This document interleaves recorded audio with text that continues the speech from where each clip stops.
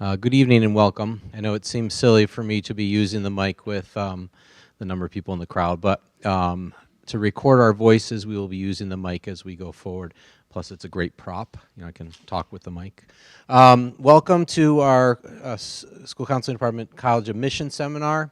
This is the overview of the admission process. So in this seminar, we talk about how to manage applications, how to present yourself in the best light, some of the things to look out for, the pitfalls, suggestions, and it's aimed primarily at seniors, but I think it's beneficial for juniors and even sophomores we've had in the past to hear sort of what to get ready for. Many of the seniors are in the throes of this or getting ready to be in the throes of this process, and hopefully the information you hear tonight will help. This is the start of our series, and you'll hear tonight from the staff, and I'll introduce them in a second, about all the different programs we have throughout the year that help students and parents get ready for this daunting college process. We were into the senior project classrooms this past week, and I think yesterday was my last one. And there we come in twice a month to talk to the seniors about updates, important items for them to work on, and that information is also sent home. And we call it the senior check-in. We like that format because it allows the seniors to get smaller chunks instead of a large assembly, and sort of actionable items that they can work on. And you guys are going to get some of those actionable items tonight as parents.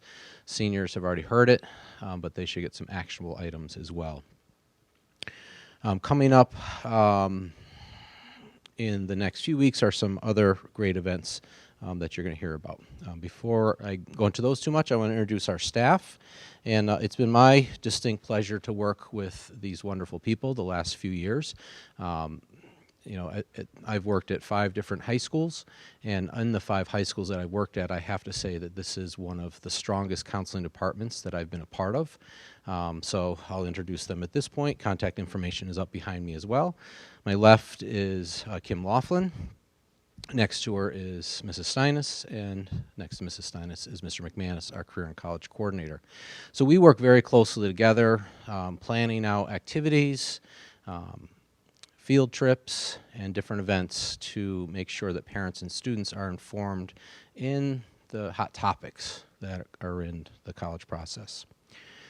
When we go into senior class, those presentations, the primary focus is college, since about 90% of our students go off to college each year, whether 2-year or 4-year. That is the primary presentation. But with 87 to 90% of our students going off, that means 10% are going to some other training facility or other transitional activity. And we also include other information in those presentations as well. Tonight is primarily focused on the college process. Okay, that's the goal. Before I have Mrs. Laughlin come up and talk about some of the do-nows, I just do want to announce, and I think many people do know, and I know the students are aware, she will be leaving on maternity leave the end of October. And so the students that have Mrs. Laughlin are encouraged to spend the next few weeks really working hard at getting all the information out as quickly as possible. We do have someone that will be coming in to replace her, and I don't know that that's been named at this point, but she, if that person does become named to be the replacement, it has a tremendous amount of experience. I've actually worked her as a colleague over the years on the directors meetings in the Berkshire League. So I've known her over 10 years, and she's excellent. So that is the person we anticipate taking over and coming in and doing some training with Mrs. Laughlin before she leaves. Okay, so I'll turn it over to Mrs. Laughlin at this point. I'm going to ask everyone to take out their paperwork and bear with me as I hold my paperwork and the mic at the same time. Can you hear me okay on the? Okay, good. So the first item that we're going to go through is the pink sheet, and this is our senior fall checklist. So if you can take that out. I'm going to bump down to actually the third item on that list, and that's schedule a meeting with your school counselor. So this is what we really highlight right now with our seniors, is getting in and having that initial meeting with Mr. Dyer, Ms. Steinis, or myself, so that we can really figure out what plan you have in place and kind of guide you through the whole application process. Also, top of that list is updating your list of colleges. Excuse me. We use both Naviance and also College Board to look through and search different colleges and develop that list a little bit more. So that's going to be another item to go through. Number 2 is register for the ACT and the ACT again. A lot of our seniors have obviously taken it junior year. Some of you may have taken it 2 times already. Those of you who would like to take it again, there still is an opportunity for you to do so in the fall. Campus visits and interviews. So getting around to the different campuses and scheduling some interviews as well. And then also updating and completing your resume. Starting your common application or looking at other applications as well. And then also requesting your letters of recommendation. So that's a pretty long list. So I know when I have my students come into the office, I like to break it down into, okay, let's focus on 3 things this week that we're going to work on, and then the next week go into the next 3 things. Makes it a little less intimidating. Okay, so the second list, or the second sheet, is a release of information, and that's this one right here. This is really important. If we don't have this in our office, we can't send any information out to the colleges. This is something that parents of seniors, if you're able to sign this tonight and give it back to us, that would be awesome. Your student has to sign it as well. But we need this so that we can send information from our office out to your colleges. Excuse me. Okay. And the third one is our transcript request form. Any seniors remember this one from senior project? Yep, Maddie's got her thumbs up. So this is something that you'll have to fill out, or your students will have to fill out for every college that they're wishing to apply to. And this tells our office what materials we need to send for you, whether it's your SAT scores, if you have a resume you want to include with that package, and also what schools you're applying to. Any other information on there that I missed? I think the big important information on the TRFs is it's 1 for each. Yes. Still the mic. I know that it's still paper form, and a lot of the process is electronic, but for us, the TRFs really drive the process. And once a student knows what schools they're applying to, those forms really only take 2 to 3 minutes.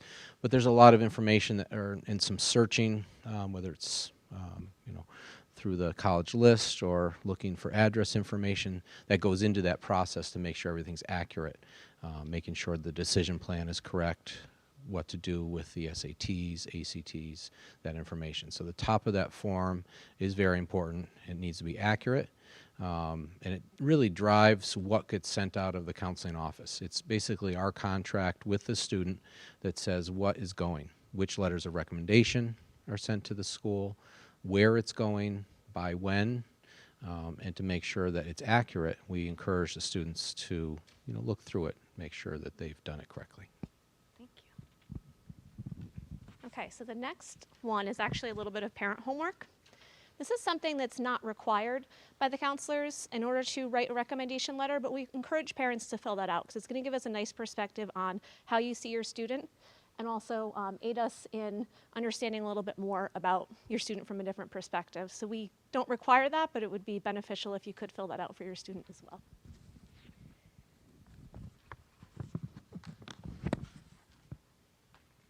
You have some information about writing a resume. I'm going to skip over that because I think we touch on that later as well. Perfect. And for those of you seniors who were in senior project this week, this is the other super important one. This is a senior brag sheet, or we call it the autobiographical sketch. This really lists a lot of, or gives you an opportunity to talk a lot about your high school experience, what stood out to you, what's important, things that may have influenced you, what type of learner you are. And this is a reference that we use when we're writing our recommendation letters as well. I know that myself, Mr. Dyer, and Ms. Sinus, we actually won't write a recommendation letter unless the student submits this to us. So it gives us a lot of additional information that we probably already know about the student, but we like to see it from the student perspective as well. There is an opportunity in the back to write about all of those awesome activities students have been involved with, whether it's their extracurriculars, community service, any awards or accolades that they've received. And that's really important too. Tonight? Okay, so the next piece of information you have in your packet is the campus visit checklist. And I know we're going to talk a little bit more about the campus visits coming up, but this is something that's going to be really useful for both juniors and seniors when you get out onto campus, even when you meet with an admission counselor here. We have quite a few admission counselors that come to Shepaug every fall and spring, so there's an opportunity to meet with representatives right on our campus. And if you look through these checklists and think about what types of questions you want to ask, what's important to you as a student, what's important to your family, is it campus size, is it the program, is it what kind of food they have available, is it cost, so all different things that you can think about in terms of questions to ask.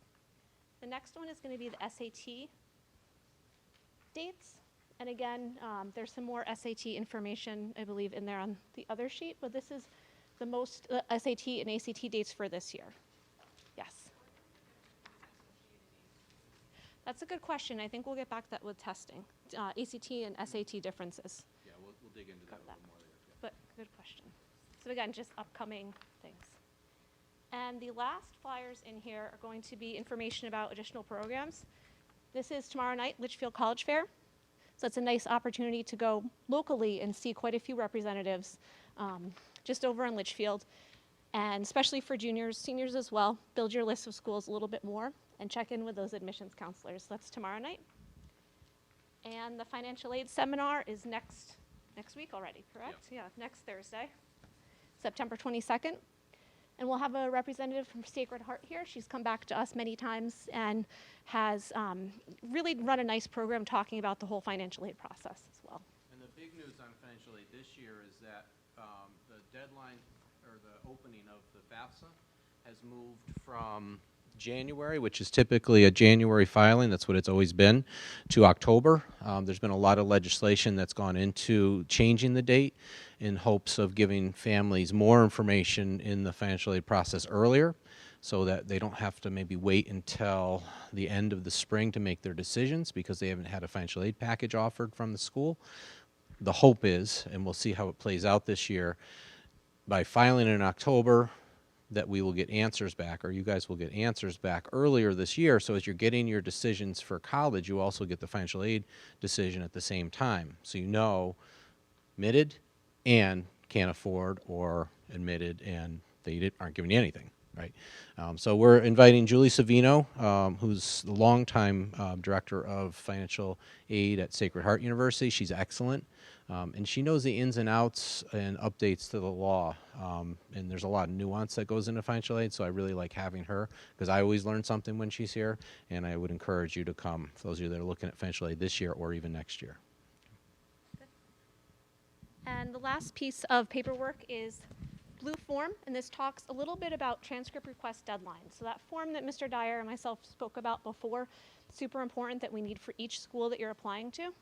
If you have a November 1 deadline, we want to really see that transcript request form in our office 3 weeks before, because this is going to guarantee that we have enough time, A, to know what school you're applying to, B, make sure you have your recommendation letters in, and then also figure out what we need to send from our office. So it's really important to pay attention to these deadlines as well as your college application deadlines.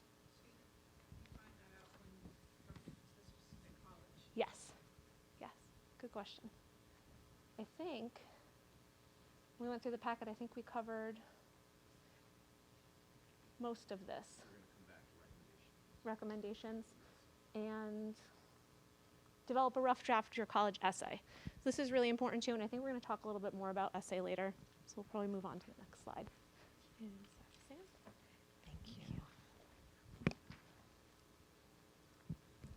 All right, so the next piece we're going to talk about is just the involvement that families have in this process. This is daunting for a lot of 17-year-old children, soon to be young adults. And the families really do need to be involved and help their children through this. In addition to that, there need to be some real discussions about tuition, fees, how much colleges cost, how much families have set aside, if they have anything set aside, to spend for their children to go to school. So this is a factor when you're looking at colleges, and it's a very important discussion to have with your children. There's a lot of stress around this whole process. You could see all of the papers that we require them to have. Colleges sometimes require, in addition to the regular Common App essay, additional essays. So students are doing a lot of work to get through this college process. Any help that the families can do for them, please do. Get us involved. We encourage families to come into our office and sit down with your student so we can discuss what colleges might be good fits, how to get through this process. One year I had a parent come once a week for probably 8 weeks. And she was able to do that, and it helped the stress. It was her only child, so she had a lot of at stake here to make sure that she got this right that one time. So she came in often, and we encourage that. We encourage families to be a huge part of this process. If families cannot take the time off to come in during the day, we have phone conferences. So we'll have the student sit at our desk or at the conference table. The parent can be on the phone and be very much involved in this process. So if you're not able to come in, please don't be upset by that. We will involve you in whatever way that we can. So we encourage that family involvement. It's really important. Watch your sons and daughters through this process. It's very stressful. We do like to chunk it. So we all will say, all right, work on these 3 steps and then see me when you're done, but don't wait too much longer than a week. If not, we will chase you down. So we find that a lot of students, when they break it down like that, they're done in 6 weeks or 7 weeks, and then it wasn't as painful as waiting to the last minute to try to write 5 essays in a weekend in addition to writing all of the other forms that you need to write. So we like to see students break it down over a period of time, and that does really help with the stressors. Also talking about freshman year. Is important. Those are important discussions to have. We really are looking for kids to find the best fit for what the student's needs are and what they're looking for in a school. The student needs to go and do that college visit. That's really crucial, and we'll talk more about that. I think the next slide. And the families, obviously, it's important that you bring your sons and daughters to the college campuses and take a look at the schools. We've had many students who have walked on a campus 5 minutes and said, nope, not for me. And if your son or daughter says that, respect it. Walk away. If they come back and I might be skipping ahead. Let me just see if I can get to the next slide. Sorry. College visits. So we encourage this. This is crucial to knowing if this is a good fit. High school seniors have a pretty good sense when they walk on a campus if they can see themselves here. They can't always put words to that, but they do know that this is a place where they can see themselves and thrive. And that's what we want for our kids, to go on to higher education and thrive where they are. And not just be involved in educational opportunities, but other opportunities that colleges have to offer for them. So to set up a visit, you call the school, you email the school, and you say, when do you do your tours? If they offer an informational session, please take advantage of this. And they often offer the informational sessions back-to-back with a tour, and that is time well spent. You do the tour. It's typically done by a freshman, sophomore, junior, who's at that college. When you do the informational session, that is run by a college admissions officer. So you get a lot of really great information on their admissions process and programs that they have. So if you have that time back to back to do that, that is time well spent. We do recommend that you not see more than 2 schools in one day. That's a lot to take in. I've toured just as a counselor, not as someone looking for my son or daughter yet, but I've toured as a counselor, and I've seen 2 schools in a day, and that was enough. That was enough otherwise it's too overwhelming, and you get back and you don't remember which school had this program, or I like this, but which school had that. So we say one school a day preferred, but if you're traveling, you need to do 2 schools a day. That should be fine. There are in your packet. There's also the college scorecards. So some kids will walk around with the phone, and they're videotaping, which is kind of nice, because you have the sound. So as you're walking around the campus, people are asking questions of the college admissions officer, not the admissions officer, sorry, the college student who's giving that tour. You'll get those answers recorded, but also you're getting a visual. So students will do that. Also, students will take notes as they're walking along, or see the school, then go back and then look at that scorecard. But it's really helpful if you have some questions planned ahead of time, What are you looking for specifically for that in that school? What programs do you want for your child, or do you want as a student? If you have those questions prepared, bring that with you, add it to that scorecard sheet, and you can get some more information that way.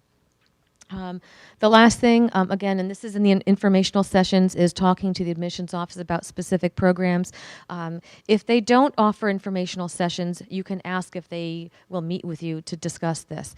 We encourage our students, highly encourage our students, and I think they heard this when we were coming into senior project, that when the college admissions officers come here to Shepaug, we want our high school seniors and juniors to take the time to meet with them in our College and Career Center, to talk to them, to establish that relationship, to get some of those questions answered on their specific programs.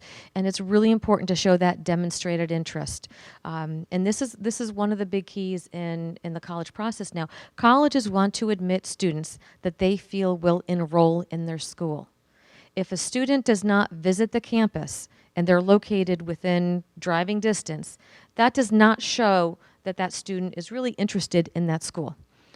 If the college comes here to our campus and the student doesn't take the time to go and visit with that rep when they're here, that again does not show that demonstrated interest. So we want our students to visit the campuses if they're, again, within driving distance. When the rep comes here, take that time to miss a class. It might be 30 minutes, but that's time well spent, because then you start to establish that rapport with that representative, who's often the one who is reading your application. And it really is the one who's saying, I want to take this student's application to the committee and try to get this student in as an admit. So it's time well spent, and we encourage that. We think that's really important. And you can get a lot of questions answered about your specific programs as well. Any questions on any of that so far? I know this is a lot to throw at you. Stressors as well. One other thing, over the years, many parents have said, I found the school that I think is the best fit for my child. And if you push too hard on that school, you might find your child pushing back. You know your children better than anyone, but I've often have parents have said, I find that this school is the best fit. And if they don't say anything, their child eventually will come to that conclusion. But if you push too hard, that sometimes backfires. So just you know your sons and daughters better, but just keep that little piece of advice. Who's next?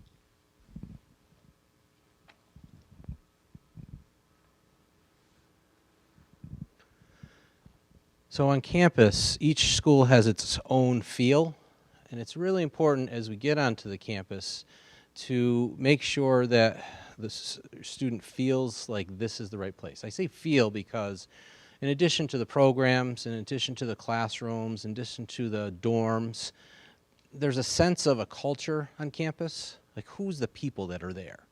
I talked to a senior parent today, and they just had been up to Clark University in Worcester. And the takeaway from the student was that the students at Clark weren't good fits for her, that she didn't feel like she could fit in with that group of students. She felt like the programs were great. You know, there's a lot of resources. They do a lot of outreach into Worcester. But for her, the connection with the kids wasn't who she would have thought would have been there on campus. And that's important because, you know, you sort of have to find your tribe. You've got to find the people that you're going to be able to connect with. It doesn't have to be everybody, but there's at least got to be a group there that you can feel like you're going to be a part of. And that's really important. And until you're on campus, a lot of times you don't know that because you can see these beautiful pictures on the internet. You can hear stories from other people, but for each student, it's going to be different. And for parents, it's different as well. I know in my experience with my son that my feeling for schools was very different than his. And it was important for me to remind myself that I'm not going. I'm not the one that's going to be spending the 4 years there. It's going to be him that was going to be there. I have a bias against fraternities, I realized. And my son did not. That was interesting in the process, all right? That I really don't like that culture. It's not who I am. It's not what I believe in. But he did, and it worked for him. So, you know, I think that's important to know, and until you get on campus, you don't really know that feel. And so when you're doing your visits, it's important to spend some time. Great places are the student union, the library, the cafeteria, places where kids are congregating. Being able to get off the beaten path a little bit and see what is there. Because you get the can tour, but then if you can walk around and see the other spots that they didn't show you, it's good to know. Get off campus, right? Okay, so it's really important to know sort of what you want and what connects with you.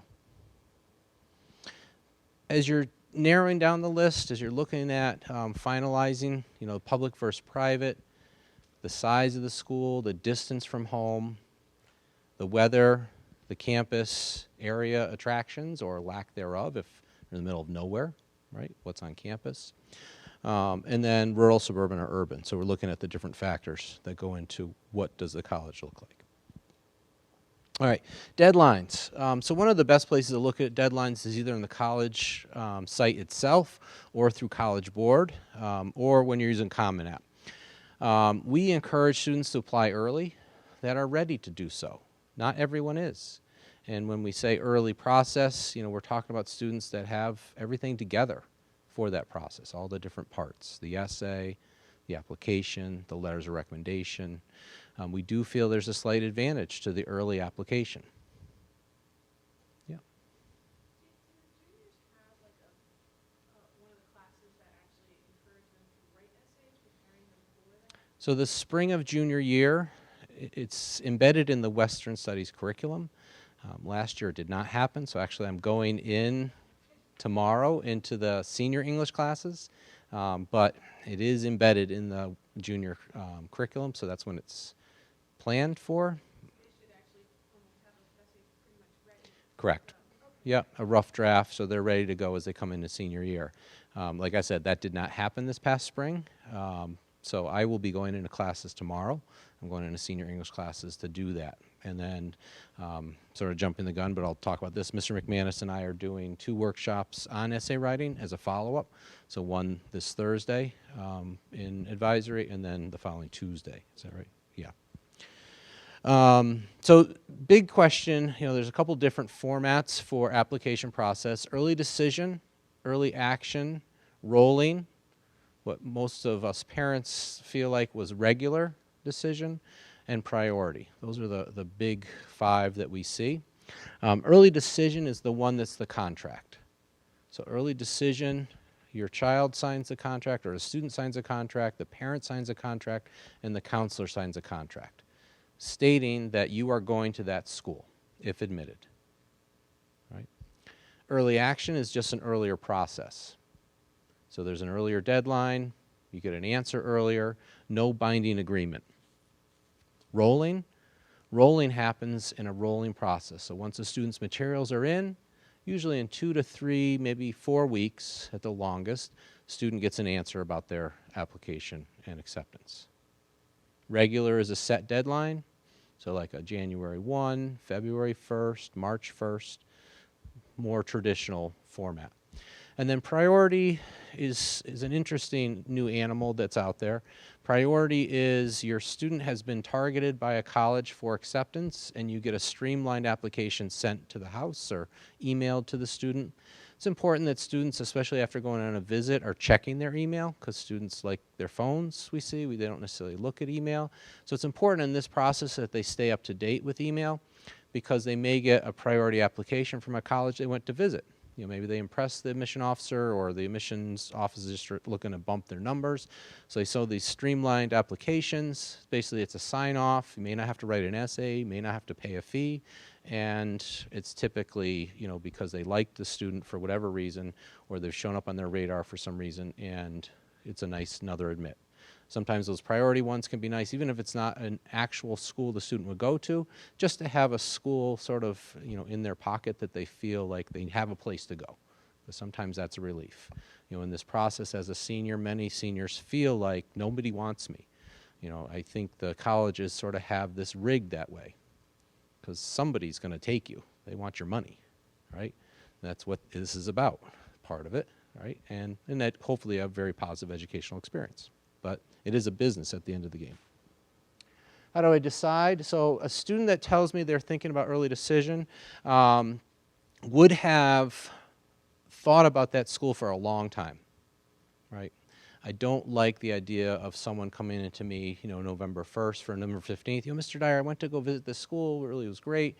I'm thinking that this may be my early decision school. That always makes me very nervous. Typically, someone has been thinking about that school for a long time, right? Because you only do it once, and if you get in, you go. You have no choice in that process. And the reason I am hesitant about that is I've just seen over the years students change their mind from December to April.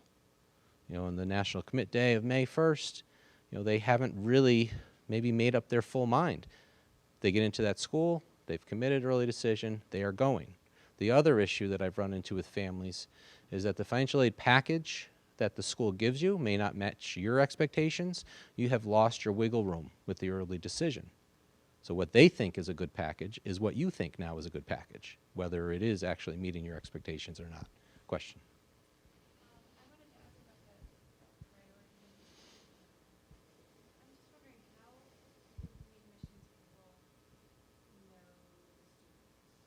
So, yeah. Usually you're filling out a card, or if you haven't, you should fill out the cards. Sometimes it's when they come here to visit. Sometimes it's the college fair. Sometimes it's through a PSAT or some other online interest survey that students have done.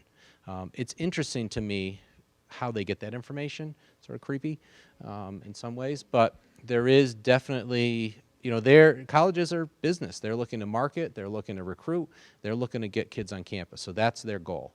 And that priority application sometimes can push a student to think, well, I hadn't thought of this school, maybe I will. So typically they're stronger candidates that they're giving those to. But we don't have a good metric. We don't really understand how they're coming about. Yeah. Yeah, there you go. Right. Yep. 9 o'clock at night. Mm-hmm. Josh there. Mhm. Here. Yep. Right. Yeah. All right. All right. So we recommend that you are spreading your net out figuratively with the admission process, that you're applying to a number of schools. Now, if you're very sure about a school and that is the only school and it's a likely school, or you're very strong admit, that may be the school, especially economically if it's a good fit. So I've seen students apply to one or two. The reason we like a larger list is because the packages vary so greatly. So that when you get everything back, you can lay them on the table and say, okay, college A is here, college B is here. Oh, look at college C. Wow, they really came through for you. Maybe they weren't at the top of the list, but maybe we need to go back and look at them because financially that's going to be a good fit. They have what you want. You didn't love the campus 100%. Let's take a look again. And then college D, they're close. They're a few thousand to 5,000 off. That may be doable for us. We like this one better. Let's go back and look at both of them and see, does it make sense to go that extra 5,000 a year? Or should we maybe look at C and see, maybe we do love it for 5,000 less a year, right? Maybe we do. Okay. Yeah, if you did the math, that's what that is, yeah. Yeah.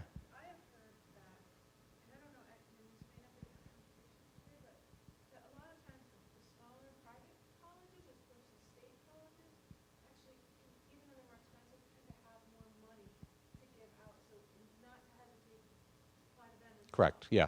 Don't be scared by the price tag at the beginning, right?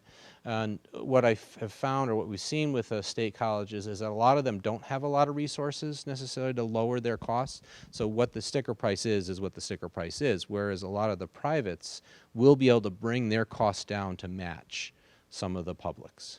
And so that your cost factor may be about the same or pretty close. So even though it may cost $62,000 on the sticker price, they may be able to pull that down to a $28,000 package, right? And so that's really the news. Yep. Some of them won't, though. And so that's why you may want to apply to more than one, because if you apply to the $62,000 school and that's the only one you apply to, find out they're not going to give you anything, and that doesn't work out financially, we need a backup, right? All right, I'm going to turn this back over to Mrs. Steina. She's going to talk a little bit about the Common App. We do have a breakout session after where we go more in depth with this, so if you wanted to stay. We love the Common App. Years ago, when Mr. Dyer and I first started, it really didn't exist, and kids were filling out 8 and 10 applications. It was so time consuming. The beauty with Common App is you fill out one application, and if you stay, we'll go through that and show you the different pages of that application. Over 600 schools will accept this application. So again, huge time saver, and that's important. I mean, our high school students are really busy with everything that they're involved in, and if you can fill out one application for all of the schools you're applying to, that's, again, a huge stress reliever. There are things to watch out for, though, when you are on Common App. And again, if you stay, we can show you that there are supplemental forms that often colleges will require. So just because you fill out the one common application form does not mean that you're done entirely with it. There are tabs that you have to click on to see if they ask you for further questions. Some colleges will ask for additional essays. Typically, they're shorter essays. Sometimes they're 100 words, which can be difficult to condense. 100 words is a paragraph, so that can be difficult for a lot of students. But it is additional work and additional writing. So that's something to just be aware of. It also is a nice organizing tool. Naviance is another tool that we use to keep kids organized, to pay attention to where those deadlines are, so that they can look at one sheet and say, or one screen, and say, all right, well, this deadline is coming up first, I will work on this first, and then kind of prioritize their time so they can stay on task. In college admissions, deadlines are deadlines. Mrs. Stewart, I shouldn't have said her name, but a teacher in senior project said, deadlines are deadlines. You're not special. Deadlines are deadlines. So it's not, as in Shepaug, where, you have a paper, it's due, and your teacher says, oh, okay, get it to me tomorrow. Deadlines are deadlines. We also say to students, if your deadline is October 15th, probably no one will have that deadline, but if your deadline is October 15th, back it up 2 weeks. That's your deadline. So seniors, that's your deadline. So you think in your mind that you want to plan to have everything done 2 weeks prior, at least 2 weeks prior to the deadline. This way, if you need to go run over a day or two, you'll be all right. We don't like to see applications sent out the day before it's due, even 2 days before it's due, because that sends a message that either A, you're really not interested in that school, or B, you're a procrastinator. Either one, we don't want to send that message to colleges. So deadlines are really important. And I know I'm going off script here. But Common App, again, I think Mr. Dyer touched on the ED, that early decision agreement form. So if there is a student who's applying early decision, Common App has that binding document that you sign, which is funny because you actually just type your name in, but you're signing that. There's no disadvantage at all to Common Application. So I remember years ago, there were 200 colleges that accepted Common App. Every year, more and more colleges are getting on board with being part of Common App. And that's because they see the value in it, and it helps them too. So there's no disadvantage. Often colleges will have their own application. Some colleges now just use Common App, and that's it. So if it's something we encourage our students to get on very soon, to start working on and breaking up and chunking. And again, we'll have that presentation afterwards. This is the front, our homepage for Common App, and we'll show you how to get on here later. You log in, you create a login. We encourage students to use their school emails so that it can be something that they check on a regular basis, because often colleges are emailing you after you apply to say, we have this information, we're missing this. So it's something that students need to be really proactive with and stay on top of. So when you do go on Common App and fill out your application, you'll also be on Naviance as well. So the two sites, I don't know if there's a better word, talk to each other. So as long as the student is using the same email for Naviance and for Common App, we match the two accounts. Students do their applications on Common App. We upload everything through Naviance. So our transcripts are sent electronically, the counselor recommendations are sent electronically, teacher recommendations are sent electronically, and that's all sent through Naviance, and Naviance and Common App will talk to each other. And this is something that we will be doing in classes, but we also have already been meeting with seniors and having them sit with us and match the counts, get started, and it's all very seamless. So it seems a little out there, but it's not really a difficult process. We will also be talking about Naviance here as well afterwards. So if you're able to stay, that's I think time well spent. Any questions on either Common App or Naviance? Okay. Okay. Did you want to do that one? It's me again. So SAT, SAT2, the subject test, ACT, the big question around standardized testing, and I think, I get this from a lot of parents, is, does the college require it? And majority of colleges still require some form of standardized testing, but not all.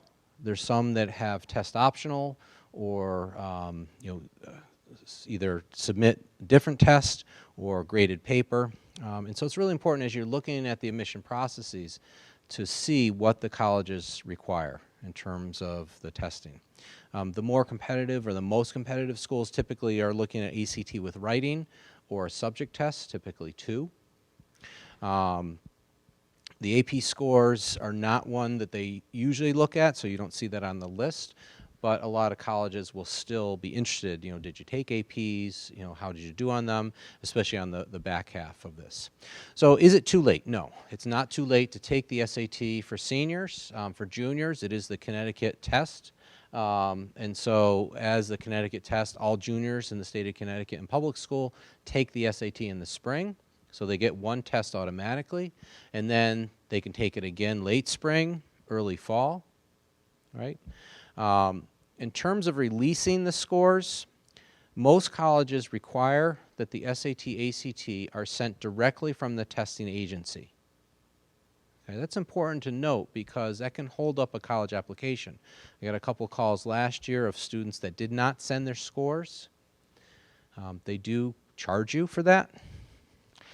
So in addition to paying for the test up front when you take it, they charge you again to send the scores, unless at the time of taking the test you know which schools you're going to apply to. You get 4 free for the SAT.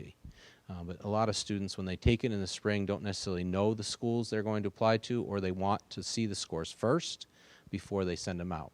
So after that fact, when you go to send the scores, they charge you for that as well.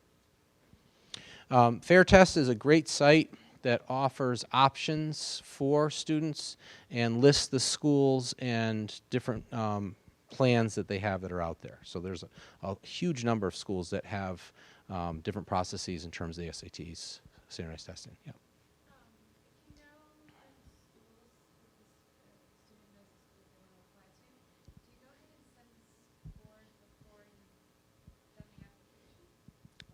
Now, you mean? Yeah, you could. If you know for sure that you're applying to that school, you could go ahead and send those scores ahead of time.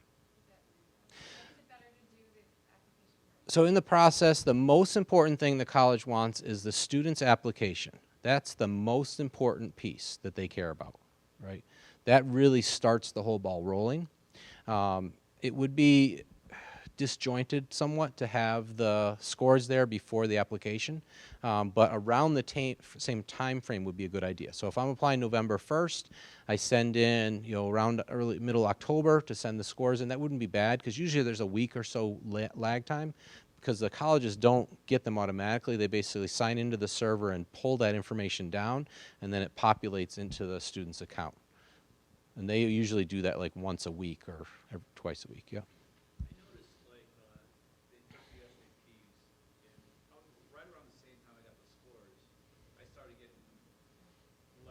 Mm-hmm. All over the place. Yep. I mean, they got to have some sort of. So there's a student search service. They're not supposed to give out the score, but I think that there must be some percentile or something that's in there, and students can either say yes or no when they get that information. You know, they can say yes, I want to receive information, or no. They also have it for the PSAT. So a lot of times in December when those scores come out, people start getting mail as well. Once they're on that list, even if you mark no for the SAT, I don't think they actually take you off. That's just my cynicism. The other question I have is, if he's pretty happy with her, he won't have to the SAT, should they take the ACT as well? So the more competitive school, the better score they want. You know, that's really how it works. And you know, the question I guess comes back to, has your student prepared, or has the student prepared for that next sitting to be ready to improve their score? So if they don't think they've done prep, or they're not ready for that prep, then you know, it may not be really a useful use of time. Case in point, you know, my son did very well in the spring of his junior year. He had done a lot of prep. You know, he'd done like tutoring, done one of those classes, that kind of stuff. I thought it'd be great to bump a couple more points. You know, he was happy with where he was at. So he did sit and take it again in October. Score was not as good as it was in junior spring, but mostly because he hadn't done prep. I've also seen students the other side of that have done more prep over the summer, done some reflection, you know, studied, and improved their scores in the fall. But typically, spring to fall, you're not going to see a great improvement unless the student has done work.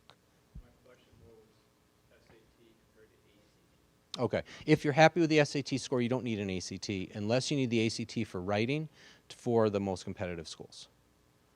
Because those schools usually will take ACT with writing or SAT 2s. So in addition to the SAT, they typically require the other test. The ones that we've been to already wanted the subject test? Yep.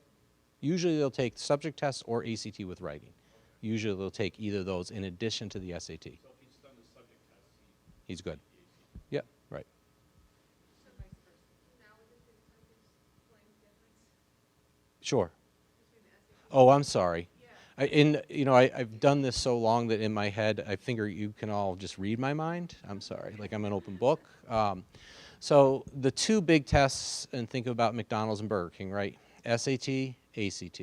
SAT is run by a company called College Board. They also run the PSAT. They have the portal for the financial aid for CSS Profile. So their test is the SAT. Right. They also offer a second test, which is called the SAT 2 or subject test, and that's subject specific. So that's a completely separate test. You can't take SAT and SAT 2 on the same day, but you can take multiple SAT 2s on the same day. Okay. So the most competitive schools, let's use NYU as an example, typically require 2 subject tests and the SAT, or the SAT and ACT with writing. ACT is the other test, like the Burger King of tests, right? McDonald's is the SAT in that example. ACT is much more content-based, although the 2 tests have become much more aligned, so they're not as distinguishable as they used to be. SAT has always been sold as a reasoning test, but more recently it's more content-based, and it gives you nice sub-scores and things like that. So the colleges don't care which one you take. And so many students will take both to see how they would do. But some students really like, in the state of Connecticut, we've become SAT, you know, we have now a marriage with SAT and College Board. Students are taking the PSAT sophomore and junior year. They're required to take the SAT as part of public school experience in the spring. So I think more students are probably going to lean toward the SAT. I don't know if did that help? Yeah, Yes. I don't even know. So Okay. whatever you gave me. All right, great. And then AP, as I mentioned, you know, is often self-reported. Okay.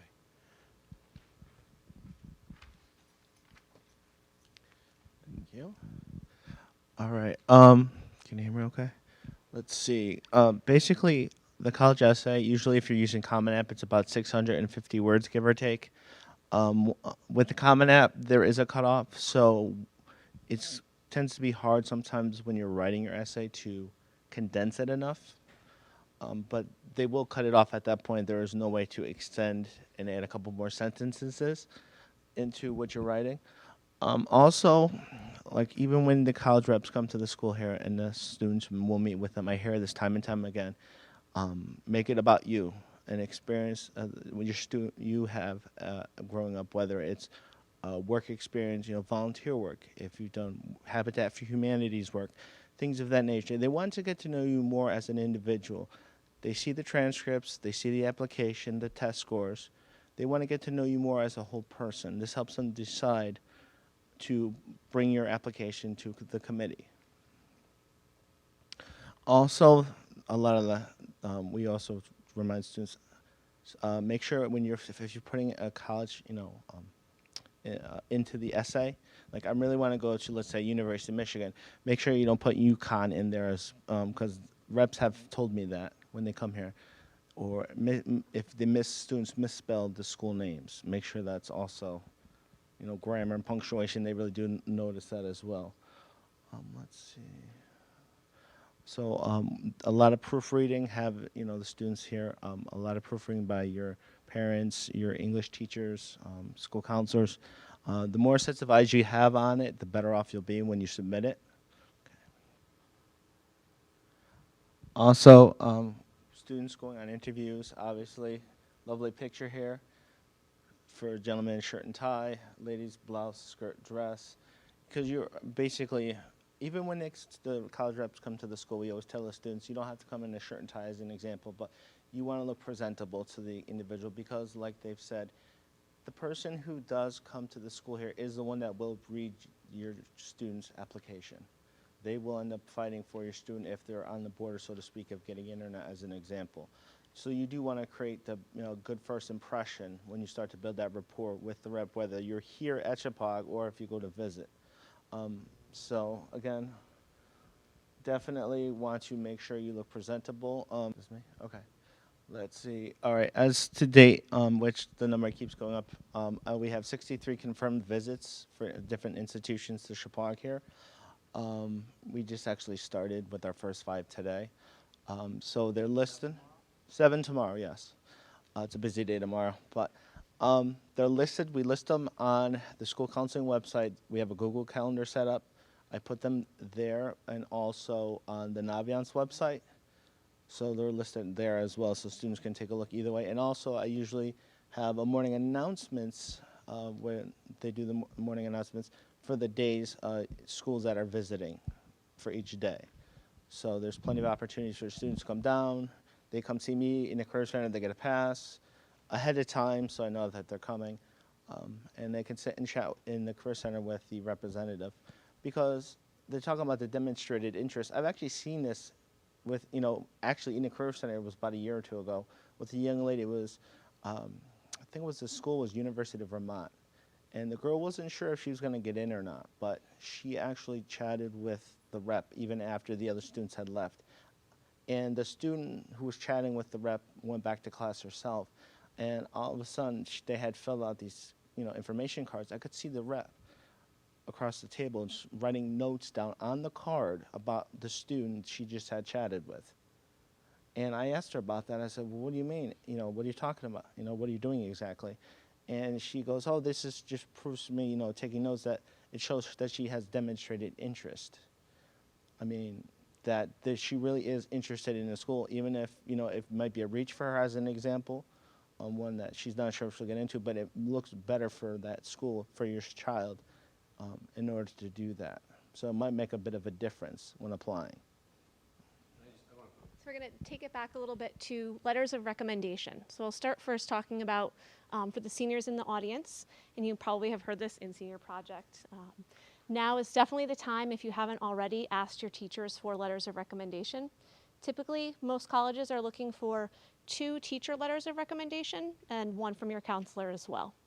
And we like to tell students it's probably not in your best interest to say, oh, I had this English teacher freshman year, I did really well in the class, but I haven't had them since freshman year. So you really want to focus on teachers that you've had your junior and senior year, or possibly a teacher that you had maybe your freshman year, but you have again this year.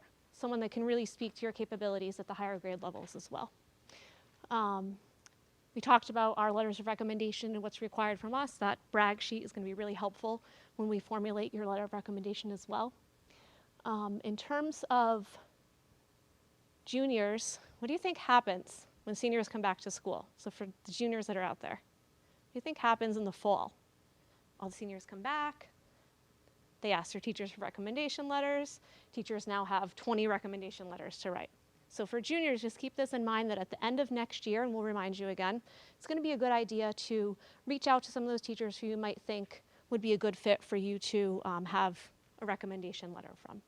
Mr. Dyer often says, make sure that you have that personal connection. You don't want to just send them an email, hey, can you write a recommendation letter for me? You really want to see your teacher face to face, think about someone who's a good fit, and make sure that they are willing to write that recommendation letter for you. It's also really important for students to thank their teachers. Again, not sending an email, thank you so much for writing a letter. You want to put in a little time. They took the time to really, hash out a nice recommendation letter for you, which could take upwards of 3 hours depending on the student and depending on various things. So if you have the opportunity to, we definitely recommend writing a thank you letter, little thank you note, thanking the teacher in person, not necessarily sending off an email to them.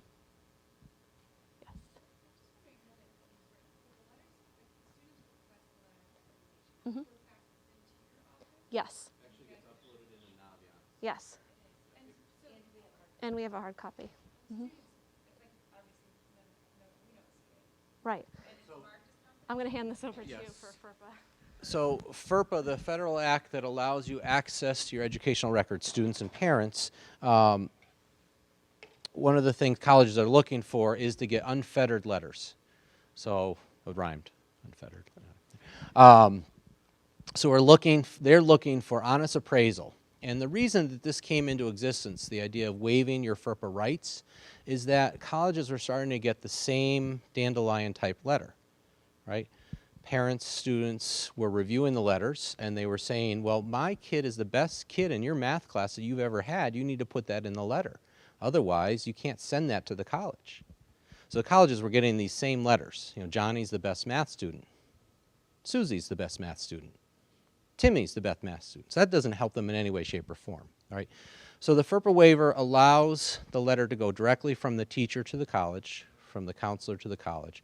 The colleges know that the student has waived their right to access that letter, review it. The parents have also signed off that they're not going to be doing that. And the colleges get an honest appraisal of the student's abilities in class. Because of that, it's really important that you choose wisely. And that's why we recommend strong connection with a teacher, someone that they know, someone that has agreed to write the letter, right? If the teacher seems a little bit unwilling, that's not necessarily a good idea to push and say, well, you really need to write me the letter. Maybe not, right? We want someone that's enthusiastic about it. Question in there, yep.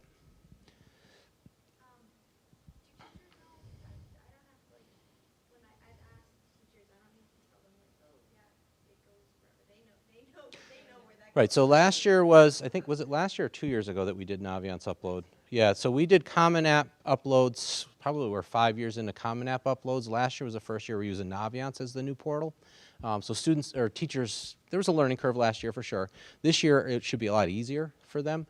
But basically what happens is once you link your two accounts, your Naviance and Common App account, your counselor can help you, go in and show you how to send the recommendation request. They get an email that sends, tells them how to do it, and they just upload their letter right there. So it goes directly into the system. So if you're having somebody outside of the school write a letter, That will actually come through Common App, or it could go hard copy from us.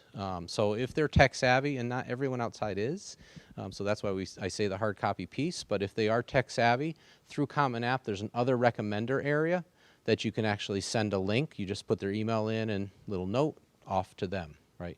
Naviance, same process, but Naviance is only internal for teachers. they have to write it in Common App, or they can just upload So you can typically, like I'll write my letters in, I'm using Drive at this point, so I can do it wherever I am, so I don't lose it or anything.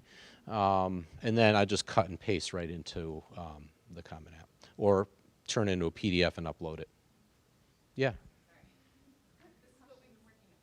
So, let's say we've asked for an outside to go outside, because one or two of the colleges ask for additional letters, or say you can, and then Right. another college says 3 max. Max, right. Can you, as guidance counselors, see them and help and say, you know what, I think I might choose these 3? We can help you with that, yes. So we would say, yeah, and that would be a question, as Maddie's doing her transcript request forms, there's that line where you can put in who's sending to which. You also choose that in Common App when you're finalizing your applications, but you're basically going to decide, okay, this college is only taking 2 letters, so, which ones do you think are better fits for this school? And your counselor can help you with that, yep. I've noticed a fervor around letters in the last few years, and you need to understand that the letter of recommendation is a smaller part of the whole application process. It's sort of the icing on the cake, but the cake is the most important part, and that's what the student has done, what the student's saying about themselves, what they've been involved in, and how they're presenting themselves. What the admission officers typically use the letters of recommendation for is to confirm what they're seeing in the application, right? So they're saying, oh yeah, this person is saying the same thing that the student said. That's a good match, right? Question, yeah.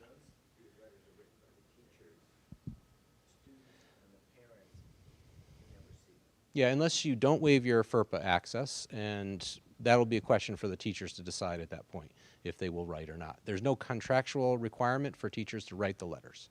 And so it's sort of a statement of trust to the teachers that you're allowing them to write and send their honest opinion and appraisal to the colleges.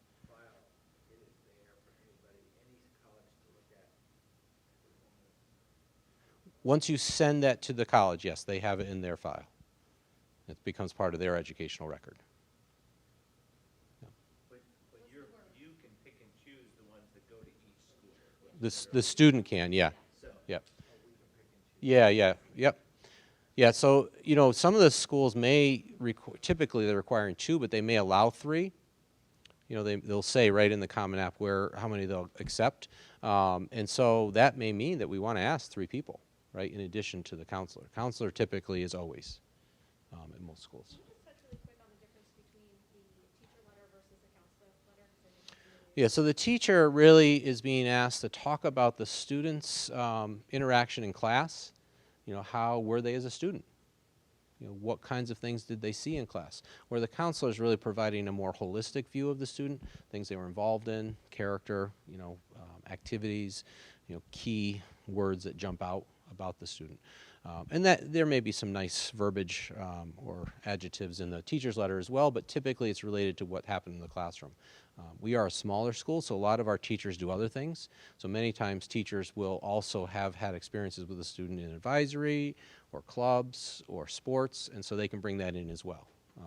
But usually, if the teacher didn't have direct experience, they're not going to talk about how the student did on debate team, right? Unless they were the debate coordinator or part of the debate team, right?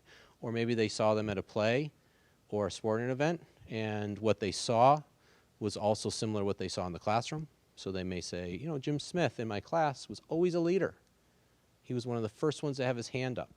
He always had his homework in. He was right into conversation, and I see that when I go and watch him at the soccer field. Right? He's one of the first ones off the bench.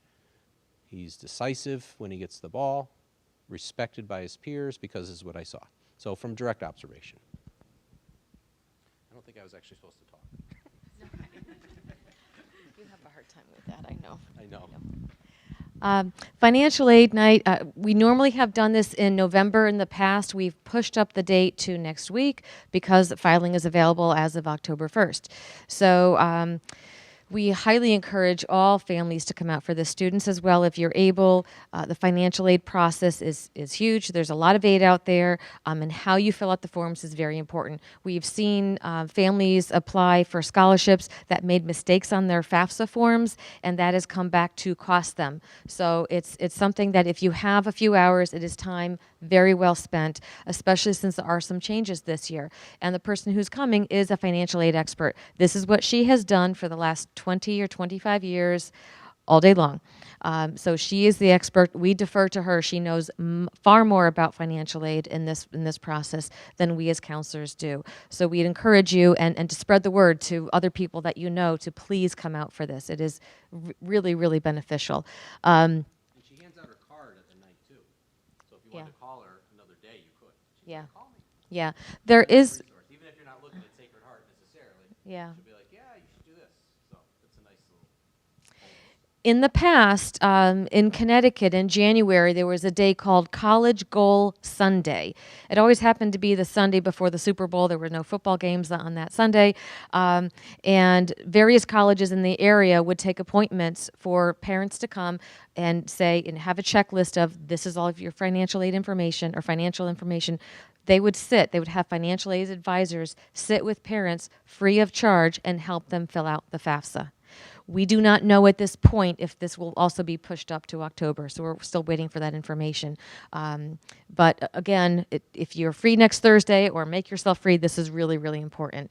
The CSS profile is a separate type of aid that a lot of private institutions will use, and this might be something that you have to do in addition to the FAFSA. The FAFSA is the free application for federal student aid. So this is where the government decides how much your family can spend for your son or daughter to attend school. I don't think I've ever heard of parents say, oh yeah, I can swing this. It's usually much more than what families are comfortable with spending. So again, any financial aid tips you can gain, that's important. CSS profile, again, a different type of format, but schools are looking for it's a different methodology, different way of looking at what you have in terms of assets and how you can pay for school. Scholarships, I think we'll touch on that a little bit next week, but typically how the process goes is this is the application push. So September, October, November, December, it's applications. And as soon as the applications are finished, we start working with students on scholarship applications. So it's first getting you in and getting those applications completed, and then it's let's get free money for you to go to school. And often we are handing out scholarship applications to students saying, you could qualify for this, please spend the time to do this. It could be $500, it could be $1,000. Sometimes they require you to write an essay. And we always say, well, an essay, so it takes you an hour to write an essay, you could get $1,000. Is that, yeah. That's time well spent. So that might be one of those things too. And there's a lot of pushback. I think a lot of kids kind of will sit back and they don't want to do that. So that might be one of those things, Mr. Dyer, where as a parent you might need to say, do this application and then you have your weekend. Maybe one scholarship a week, but something like that. Yes.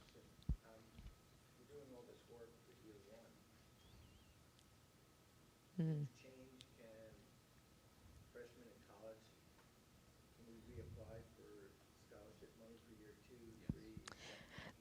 There are some scholarships that are designed primarily for entering freshmen, and then there are many scholarships that will carry you through 4 years. So a lot of the local scholarships, I know Roxbury and Washington have very generous funds, and they will carry a student for 4 years. So if you still have to remain in the community, and if you continue to reapply, then typically, unless things have really changed drastically with your income, then you will typically get supported. But you have to reapply. It's not an automatic. It is also up to the student and the families, and this is where we say to the families, please help support your children in this. Look at financial aid deadlines. Deadlines are deadlines, not just for applications for gaining entrance to college, but for financial aid as well. You don't want to miss a financial aid deadline. So that's really important as well. And then when you go on College Board, if any of you have been on College Board already, when you're looking at a college, there's a little tab that will say Net Price Calculator. I did it with a student today. It took maybe 5 minutes. We sat down and we plugged in what she was estimating her mother's income and assets and put it in there. And within 10 minutes, we had from that specific college how much money she would expect to get from that specific school in financial aid. And it was very interesting to see. And then we could go back and do it for other schools as well. And some schools did not give a lot of aid at all. And some schools gave more aid. So again, going back to that, don't let the price tag deter you. When you're on College Board or when you go on those college websites, look for their net price calculator and do this. Yeah. So the net price calculator was mandated by the federal government basically to give a sticker price for each student. So they have the sticker price of what the school costs. Let's say it's $65,000 a year, right? So based on your students' information, how they did with grades, how their standardized test scores are, you can plug all that information in, and then the college will give a typical package for that profile of student at their school. So that's nice. So you can really see school to school. You can do some real shopping. So I'm gonna go and plug all my information into this net price calculator and say $65,000 school throws out $30,000 to me. Does that guarantee that the cost is okay? No, Okay. it's a good guess. It's a guess, okay. But we have had families tell us it's pretty close. So it's not like you're going to be off by $10,000. It is pretty close. Yeah. So again, this is often where parents will kind of step in and help out because students are usually stressed with the application, the essays. So if parents can, do some of the homework on the financial side, doing the net price calculator, filling out the FAFSA, then that really helps the students out a lot. Oh yeah.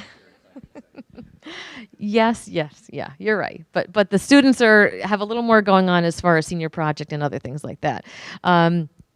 So last slide, and I'm not sure if this really applies to anyone in the room. Is anyone thinking to go Division I or Division II sport in college possibly? Okay.